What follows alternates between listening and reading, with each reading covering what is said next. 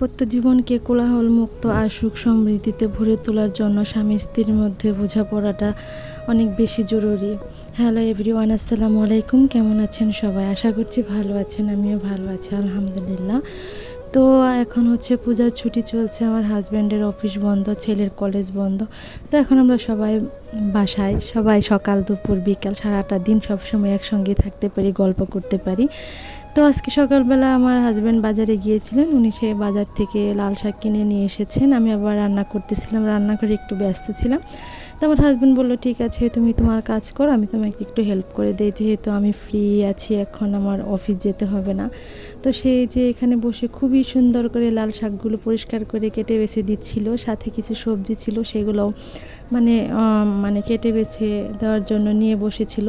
সে এমনই যখন একটু সুযোগ পায়, মানে অফিস না থাকে, সে হচ্ছে বাসায় বাচ্চাদের অনেক সময় দেয়, বাসার টুকিটাকি কাজে আমাকে অনেক বেশি হেল্প করে আলহামদুলিল্লাহ।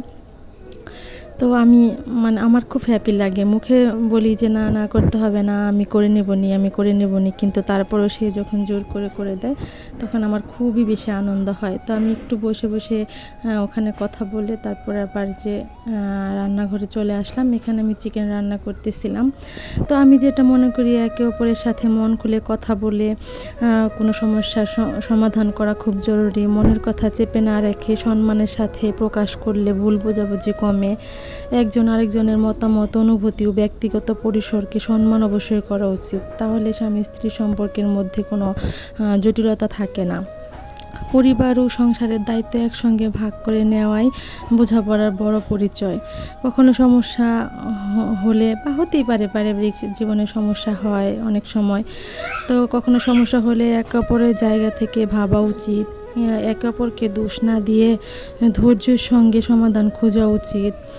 তারপরে যেহেতু সংসারে বাচ্চা কাচ্চা থাকে, তো সব কিছু মিলিয়ে অনেক কিছু চিন্তা ভাবনা করে আসলে সংসার জীবনে চলতে হয়। বাচ্চা কাচ্চাদের ভবিষ্যৎ নির্ভর করে স্বামী স্ত্রীর ভালো সম্পর্ক খারাপ সম্পর্কের মধ্য দিয়ে। যদি আমি নিজে থেকে দেখছি, যদি আদার্স কোনো কারণে কখনো আমার ছেলে কলেজ থেকে আসে, যে আমি মন খারাপ করে বসে আসি, সে খুব চিন্তিত হয়ে যায়, বারবার জিজ্ঞেস করে, মা বাবা কি তোমাকে কিছু বলেছে, কি হয়েছে? ছেলে যেহেতু কলেজে পড়ে, সে অনেক বড় হয়ে গেছে আলহামদুলিল্লাহ। তো দেখা যায় যে অনেক কিছুই মেনটেন করে চলতে হয়।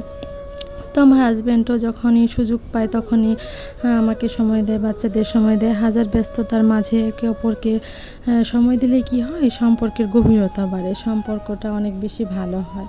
তো আমরা সবসময় চেষ্টা করি বাচ্চাদের সময় দেওয়ার।